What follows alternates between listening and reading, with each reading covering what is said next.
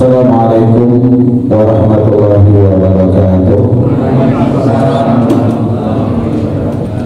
Alhamdulillah arsala rasulahu bil huda wa dinil haq liyuzhirahu 'ala dini kulli wa kafa billahi shahida. Asyhadu an la ilaha illallah wahdahu la syarika lah wa asyhadu anna Muhammadan abduhu wa rasuluh. Allahumma shalli wa sallim ala Muhammad wa ala alihi wa ashabihi ajma'in. Allahumma arhamna wa ahlana bil Qur'an. Allahumma akrimna wa ahlana bil Qur'an. Qala Allah Ta'ala fil Qur'anil Karim, a'udzu billahi minasy syaithanir rajim. Bismillahirrahmanirrahim. Utlu ma uhiya ilaika minal kitab wa aqimis shalah innas salata tanha 'anil fahsya'i wal munkar wa la dzikrullahi akbar wallahu ya'lamu ma tasna'un. Sadaqallahul azim. Al-Quran surat Al-Ankabut surat yang ke-29 ayat yang ke-45.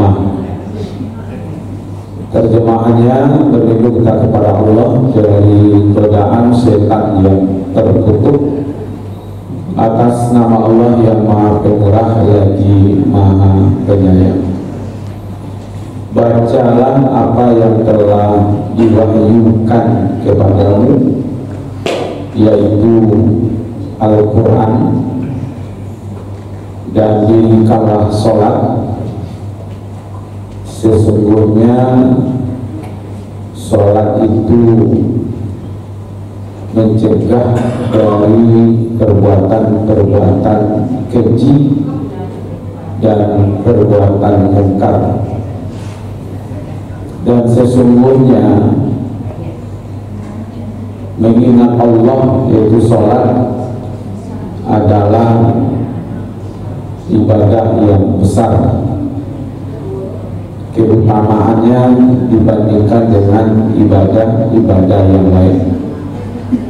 Dan Allah Maha mengetahui apa yang kamu kerjakan. Al-Quran surah Al-Ankabut surat yang ke-29 ayat 45. Bapak-bapak, ibu-ibu yang kita hormati, malam ini kita tadabburi surah Al-Ankabut ayat 45. Ayat ini perintah kepada Allah, kepada kita dari Allah, yaitu pertama membaca Al-Quran. Utlu ma uhiya ilaika minal kitab. Yang kedua, wa aqimus shalah.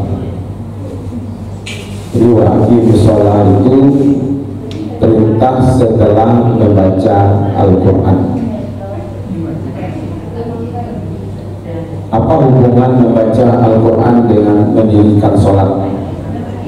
Nah, ini akan kita bahas sehingga muncul ya, inna sholata tanha 'anil fahsya'i wal munkar. Sesungguhnya sholat itu bisa mencegah perbuatan keji dan mungkar. Bagaimana hubungan sholat dengan perbuatan keji dan mungkar itu? Itu bagian yang akan kita bahas malam ini. Pertama, utlu ma uhiya ilaika minal kitab. Bacalah Alkitab, yaitu Al-Quran, yang telah diwahyukan kepadamu. Arab? Saya bisa bahasa Arab? Pak? Enggak. Baca dia di Makkah, di Madinah, ketika pandainya bahasa Arab. Ini orang Arab di pandai bahasa Arab. Sebut kalau lagi dari Minang, pandainya bahasa Minang. Al-Quran berbahasa Arab. Kalau orang Makkah, orang Madinah, atau orang Arab membaca Al-Quran, dia tahu isinya. Ya, pas dia baca bahasa Arabnya itu tahu isinya. Kalau awak baca, berarti harus baca ayatnya, baca terjemahan, baru salafkan di orang Arab. Ya, ini dibaca saja. Utlu ma uhiya ilaika minal kitab wa aqimus shalah inna sholata tanha 'anil fahsya'i wal munkar wa la dzikrullahi akbar wallahu ya'lamu ma tasna'un. Ya, kalau gitu, ya kan? Itu bukan sanggup bagi orang Arab itu, ya, tahu bahasa Arab gitu. Ya kan? Nah, kalau itu berarti membaca di situ tidak cukup dengan membaca bahasa Arabnya saja, karena kita tidak tahu isinya. Itu masalah kita sedikit. Supaya tahu isinya berarti dilanjutkan membaca terjemahan. Kalau begitu Bapak Ibu, mulai hari ini ke malam ini tolong di inventaris pertama ayat-ayat yang sudah hafal, Pak. Asal ayat nalah hafal, catat. Anas hafal, oke. Falak, Al-Ikhlas hafal. Terjemahannya tahu? Nah, seketik. Jadi yang lah hafal itu dulu Bapak Ibu tahu isinya, bukan tahu isi. Ya. Jadi nanti ada hubungannya membaca Al-Quran dengan sholat, itu yang termasuk. Jadi kalau seandainya Bapak Ibu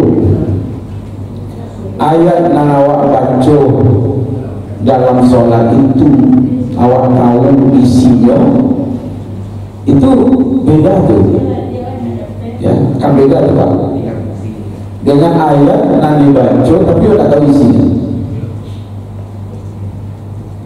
Siapa tahu ayat yang dibaca imam tadi? Tiga tangan, mulai hadiah.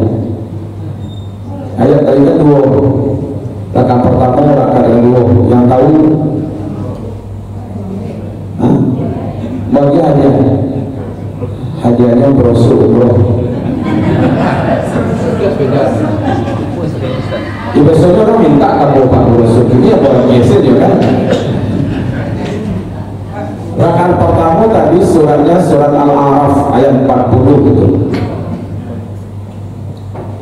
Rakaat yang kedua surat Al-A'raf juga, tapi ayatnya ayat 50. Ya, surat Al-A'raf ayat 40. Saya ingin begini saja Bapak Ibu, ketika ada imam membaca ayat yang kita tidak tahu dengan ayat itu, kita biasa-biasa saja rasanya, ya tidak. Tapi ketika ada imam membaca ayat dan awak tahu juga ayat itulah hebat. Nah, itu ya. Ketika bapak-bapak, ibu-ibu nanti mau sholat duha, mau 2 rakaat, sampai rakaat, 8 rakaat, atau 2 balik rakaat, atau mau sholat nanti sholat tahajud 8 rakaat, tambah witir 3. Lalu kita punya ayat-ayat yang awak tahu isinya, pakai di situ. Itu akan beda rasanya Bapak Ibu.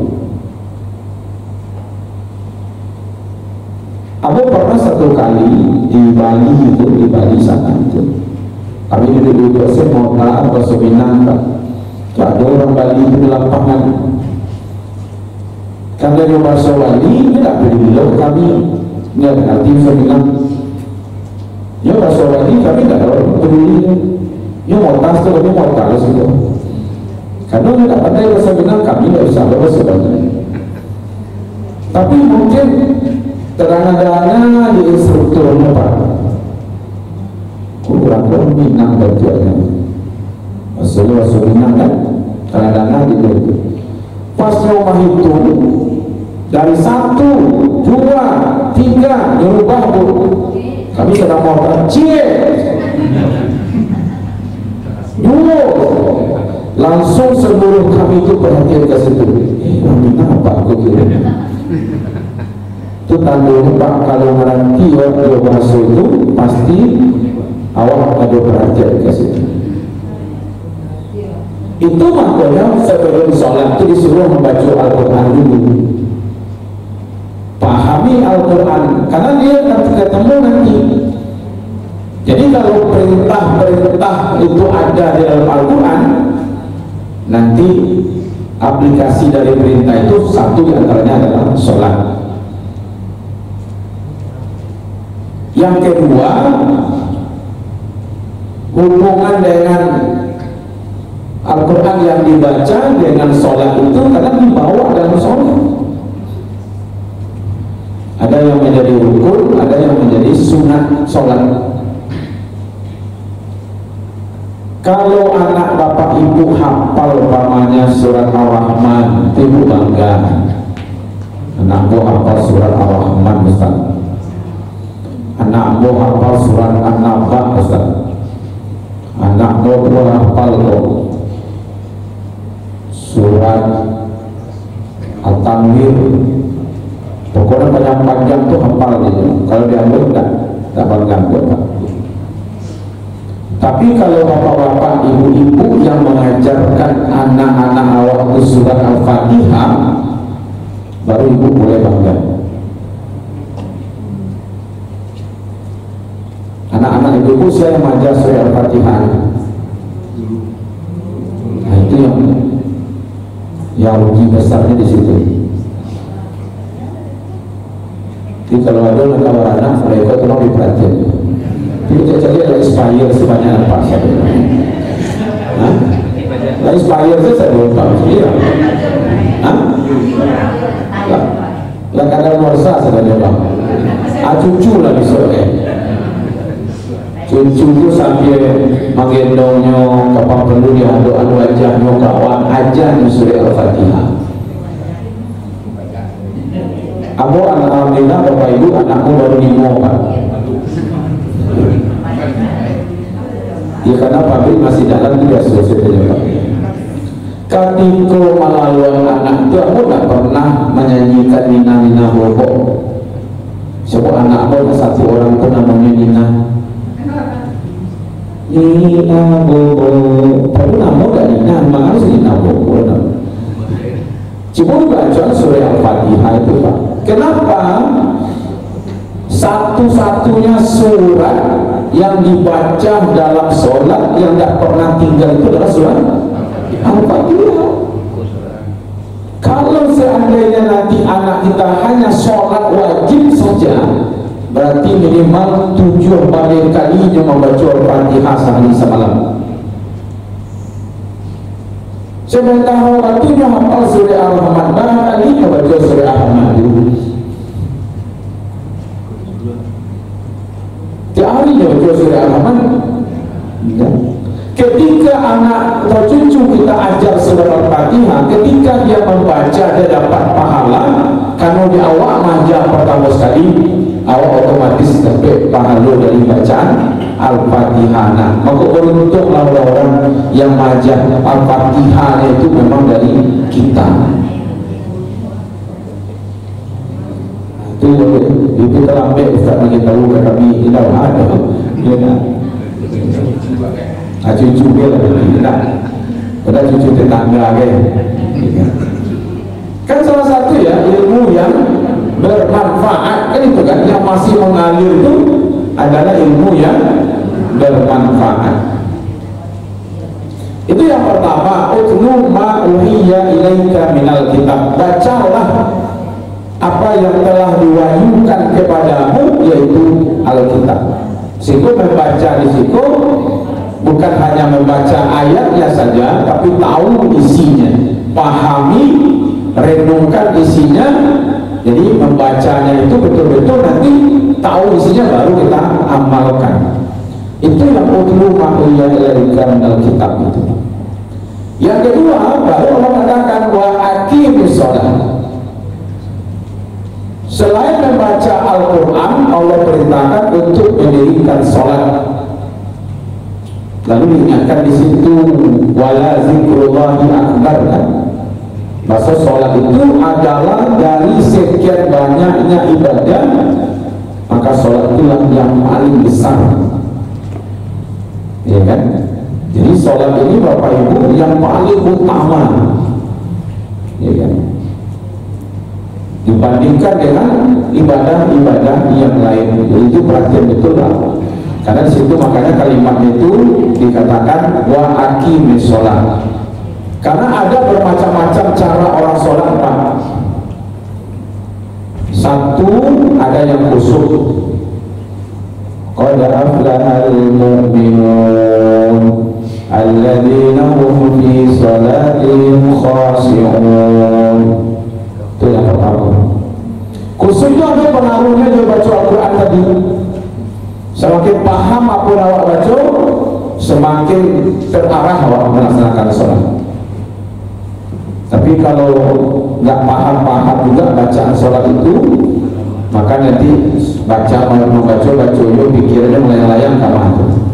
Dia tidak mengikuti nanti pikirannya, mulutnya, hatinya itu tidak menyatu, karena yang dibaca dia juga tidak tahu. Itu. Yang kedua, nanti akan ada orang yang sholat itu waladina hum ala sholawatihim yuhafizun. Lalu ada yang sholat itu dia jaga sholatnya itu, baik waktunya, baik caranya, baik setelah sholatnya.